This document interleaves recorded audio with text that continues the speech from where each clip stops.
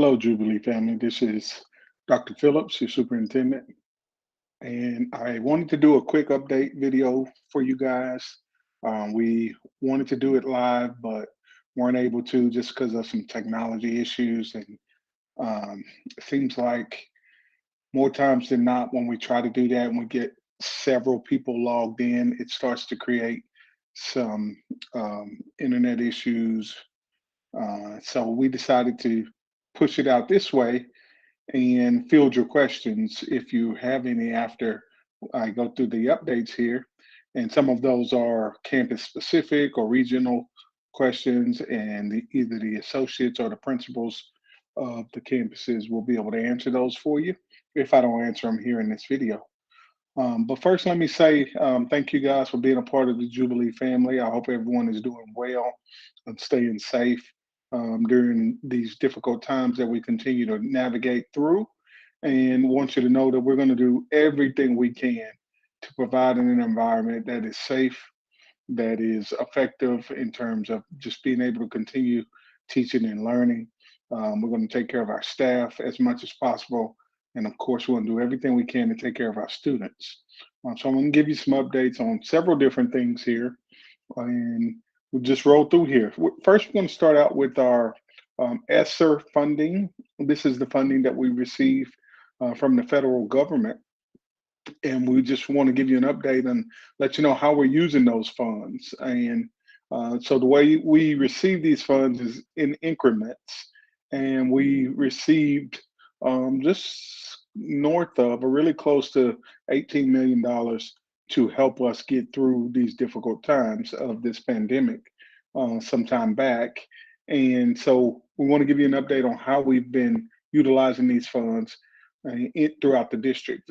First, I want to let you know that about 5.8 million of that has gone towards new positions. We've hired an Esser director to actually manage these funds and ensure that we're using them appropriately. We have what we call our access program. Hopefully you guys are familiar with that. That's our free after school program that we have available on our campuses. If you do not know anything about the access program, please reach out to your campus principal and get the information on the access program. Most campuses have access until 6 o'clock. Some may even go a little bit later than that, but this is a resource that we wanted to offer to our families because we know you just need it. It's free. So if you don't know about it, you're not involved with it, your kids aren't involved with it, and you want to be, please contact your campus principal and they will get you to the right person. Each campus has a site director or facilitator, not director, but site facilitator for the access program. And in this access program, we are closing learning gaps and creating enriching opportunities for kids to just have some fun while they're learning. So if you don't know anything about that, please reach out to your campus and get more information on that. Facilitator of virtual teachers. We had a virtual facilitator and a virtual teacher, and we have since, as of today, shut that program down just because of the complexity of running a program like that, and the use was minimal. So we thought it was in our best interest to shut that down for now. There are some modified ways of how we still can extend some of that. But as far as having a virtual option for students, we are no longer having a virtual option for students. We moved some of our staff under ESSER 3, mainly our social, emotional, and academic counselors, so that we can provide that support for our students and our families who may need that from a social, emotional standpoint, but as well as our academic counselors. Supplies and materials, we spent about 2.3 million on various supplies and materials throughout the district. We've bought resources such as NIHouse, which provides teacher training and resources on reading support for students who are in need of assistance. And we know that our students have some learning gaps, so we're investing the money to close those learning gaps. We also invested in a program called Character Strong, which addresses social, emotional, and mental health needs. And it also assists with character development. And so our counselors are using this program to assist with conversations with kids and helping um, those situations that arise with those counselors. We purchased a program called Rhythm, and Rhythm provides students and teachers with quick 1 to 2, 3 minute social emotional questions, followed by an activity and an intervention to regulate the situation. So basically, it assesses a situation, then it asks some questions, and then allows students to give some feedback, and then that tells the adults on how to intervene with students in certain situations. Our counselors use this, our administrators use this, and this allows them to be immediate and response immediate to kids who are in distress or may need some assistance.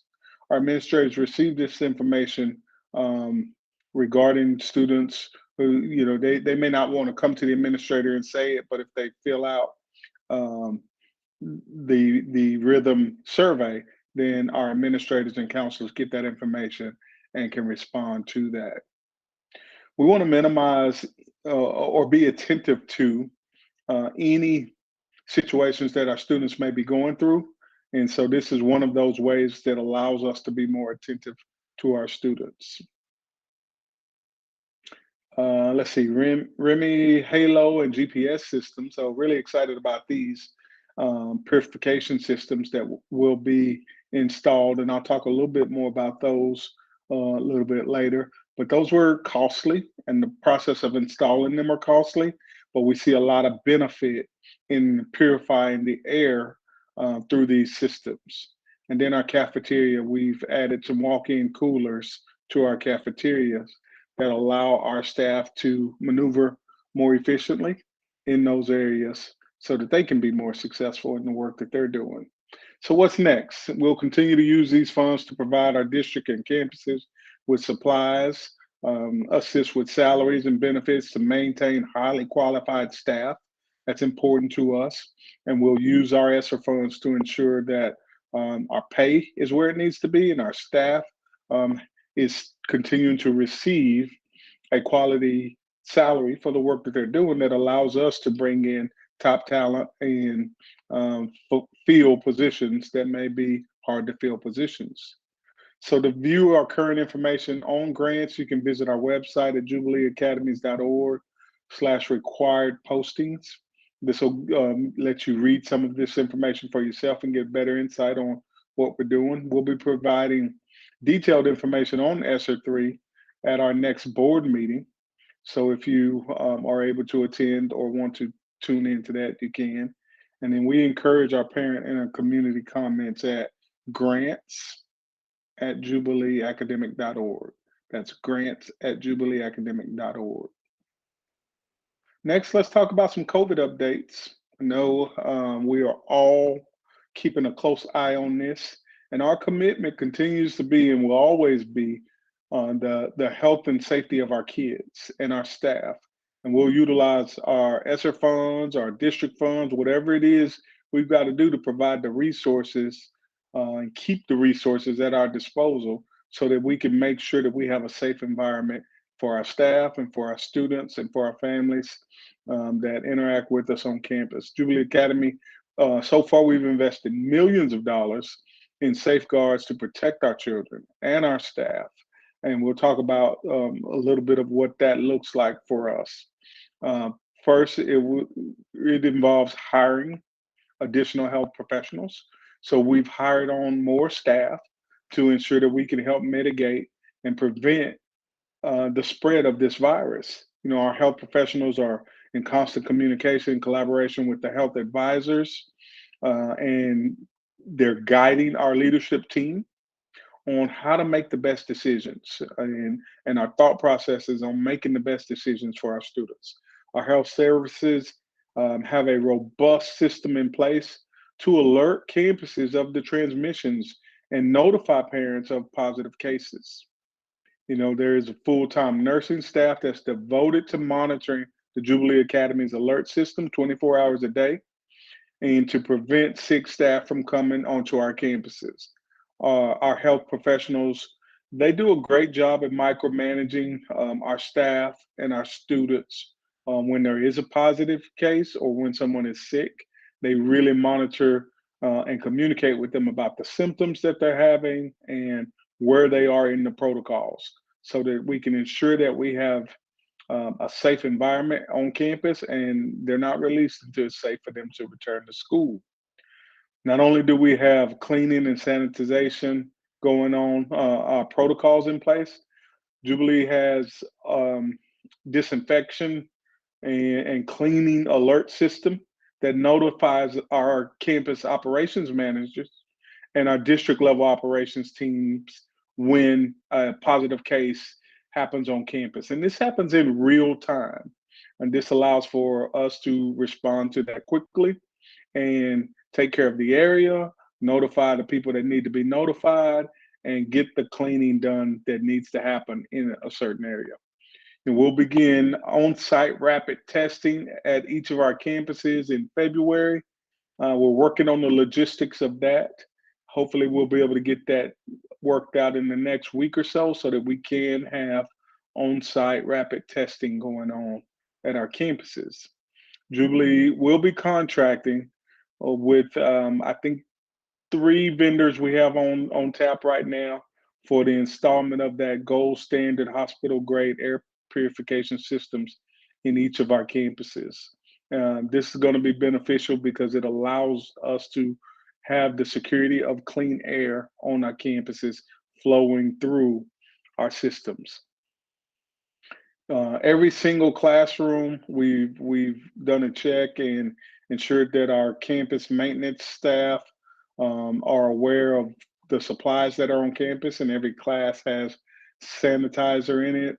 And like our office areas, our desk areas, we keep the sanitizer close by so that everybody can constantly keep their hands clean because we know that our hands touch everything and often need to be cleaned.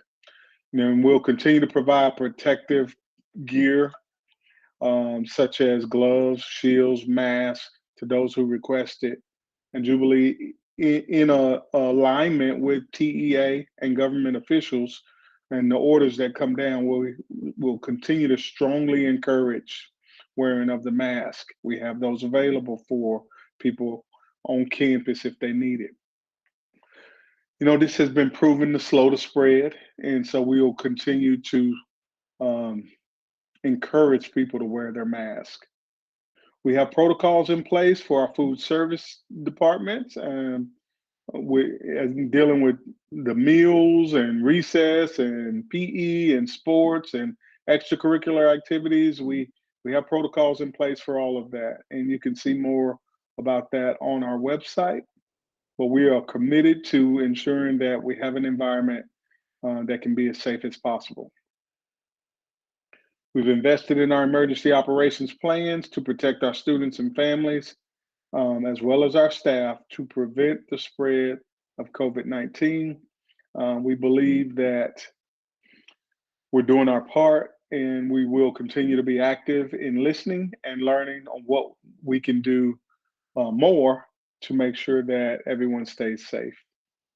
I want to talk a little bit about our attendance across the district, just so that you are aware. And in each region, we do an average of where we are. And as a district, we're sitting at 82% last week attendance. And I'll tell you, on average, in a normal environment, normal times, we sit around 96%. 95, 96% attendance is our goal is 97%, and sometimes we get close there in several grades. Our goal is 97%. We usually run about 94, 95, 96, somewhere in there. Last week we were sitting at 82%, and that's really low.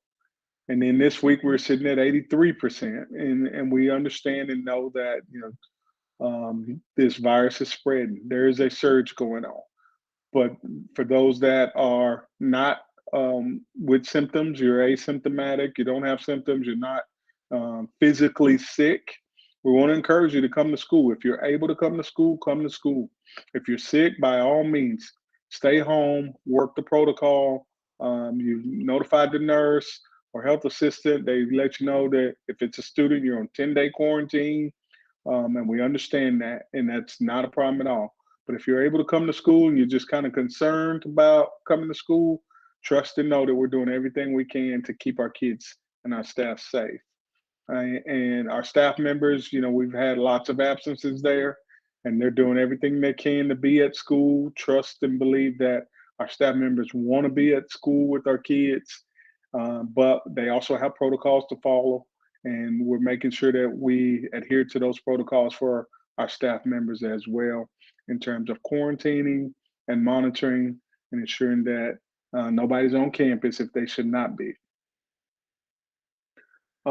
I mentioned a little bit about our virtual students, and today being the last day, actually, yesterday was the last day. Today, we transitioned our virtual students, and there was not very many, but those students transitioned to face-to-face learning today, and we will continue to adjust as needed for certain campuses and certain classes that experience a rise in cases. We may still have to revert back to some type of virtual environment, but as a whole, we are doing away with virtual learning just because we had minimal students and the other challenges of personnel and the certainty of learning that was going on with that.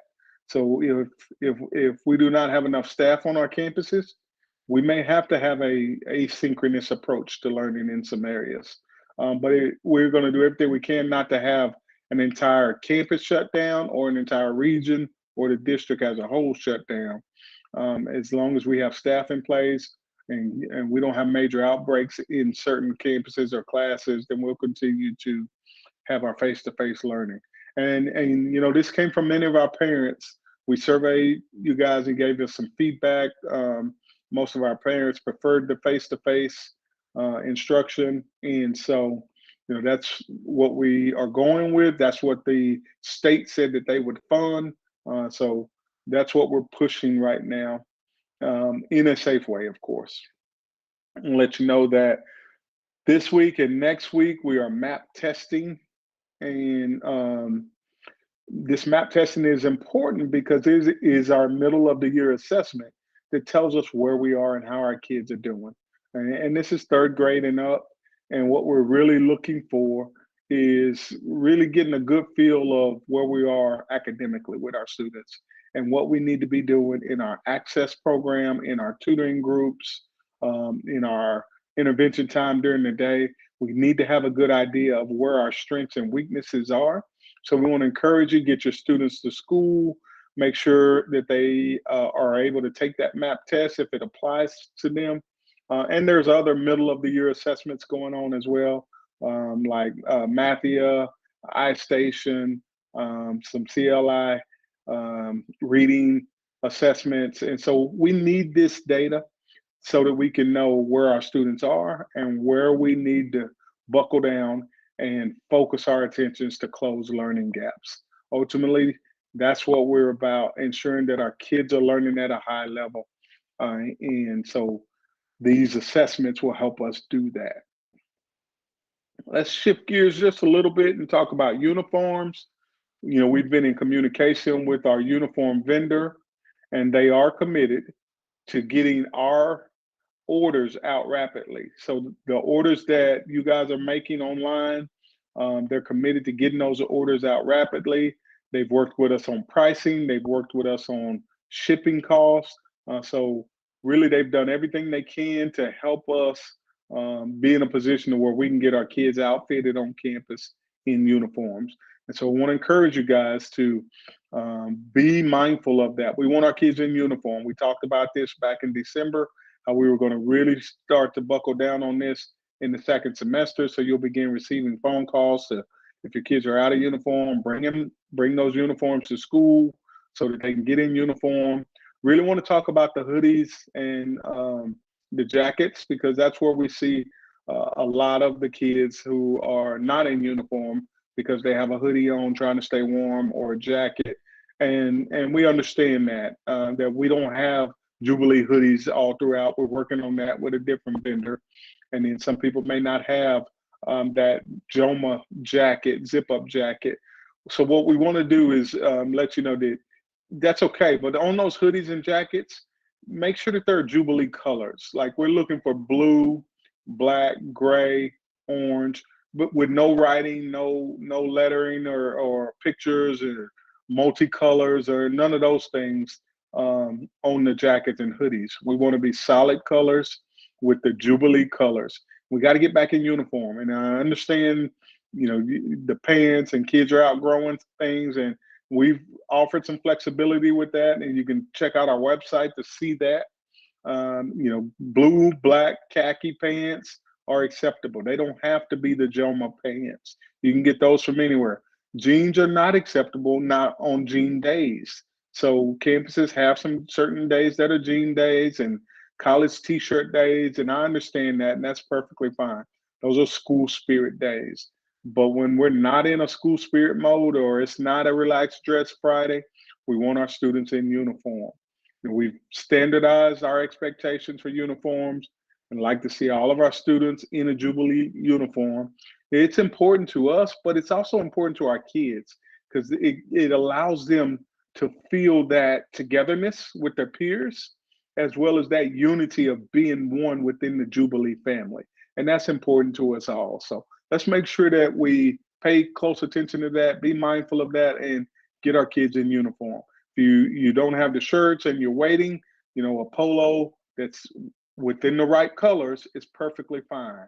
So be mindful of that, and buckle down on that and get our kids in uniform. Our PR team has a couple of things that they're going to be pushing out over the next few weeks. One of the big campaigns is What Makes You Love Jubilee? And so our PR team is looking for your comments and pictures on social media. And what they'll be doing is gathering these and entering you into a drawing for dinner for two. And I think they said this is going to come out close to Valentine's Day. So they're trying to do something fun with this. So, do a video, take some pictures that's got some wording or something like that on it, share it on social media. That gets you entered into the drawing. What makes you love Jubilee? So, we're an organization that's a values-based organization that focuses on the whole child and our families. We want to be connected with our families. So share with us what makes you love Jubilee. And then let's just have some fun with that. Okay. This will give you a chance to have some fun with your family, do a nice little video, and put that on our Facebook page or our Instagram page. And our team will record you down as having participated. Also, our PR team will be promoting with 94.1 Energy, the radio station, throughout January and February in the San Antonio region. And what they'll be doing is just doing some promotions of Jubilee. And if you're listening, there's a process for you to be able to register and say, hey, I heard you on this station, it's iHeartRadio, and that'll allow you to register and be entered into a giveaway that they're doing of some laptops. We've got 6 laptops that they have designated for this particular campaign to give away to families who register and give us big shout out. And then there's a drawing that's going to be done there for that. Let's see, next thing here. I want to give a couple of shout outs to some outstanding students that are doing some great things throughout the district. First, I want to give a big shout out to our Jubilee Wells Branch students. There's some students there. I think it was our juniors, some juniors, and maybe a sophomore or two there at the Wells Branch campus. They went through a course that took place on Thursdays in the evening. I think it was a 6 or 8 week course with South University in Austin. And basically, what it was is a college awareness, a college prep type course where they had to go and sit and learn about the university and about college life and what it's like to go to college and some college experiences and talk with some different counselors and representatives there. And after going through this process, man, this was amazing. After going through this process, they were accepted into this college. So upon graduation, if they choose to go to South University in Austin, they're already accepted because they invested the time. And now, of course, there's some requirements that go with that, but they've invested the time, and that school is committed to those students. Those are the kind of partnerships that we want to have with our universities and our like TSTC, our technical schools in our regions that are committed to Jubilee students. Our Gear Up program is going to assist us with these partnerships, and you'll be hearing more about the Gear Up in weeks to come. We're excited about that. But big shout out to those students. You know, this is an example of if you're willing to do what others will not do, then you'll be able to have what others do not have because you were willing to go and spend those Thursday evenings there. You now have a university that said, hey, we'll accept you into our university. That's amazing.